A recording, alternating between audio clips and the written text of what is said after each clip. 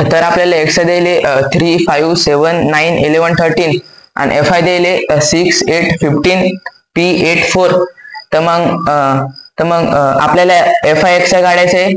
तर मग 3 into 6 येते 18, 5 into 8 40, 7 into 15 105, 9 into p 9p, 11 into 8 88 आणि 13 into 4 52.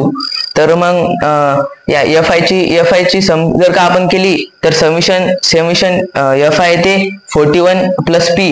आणि जर का f i into x i ची सम केली तर summation f i x i equals to 9p plus 303 येते. तर मग आपल्याला मीन काढायचं होतं. Mean equals to summation f i x i upon summation f i. तर मग आपल्याला मीन द्यायला होतं 7.68. तर मग आपण 7.68 equals to 9p plus 303 upon 41 plus p केलं. तर मग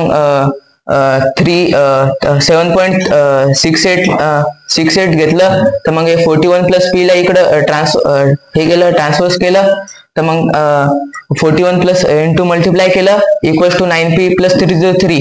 तर मग याची मल्टिप्लिकेशन केली तर 314.88 प्लस 7.68p आलं इक्वल्स टू 9p प्लस 303. तर मग 314.88 हे 303 इकडे आलं आणि मायनस झालं. मायनस 303 प्लस 9p मायनस हे 7.68 इकडे गेलं मायनस 7.68p. मग याची सबस्ट्रॅक्शन आली 11.88 आणि याची आली इक्वल्स टू 1.32p.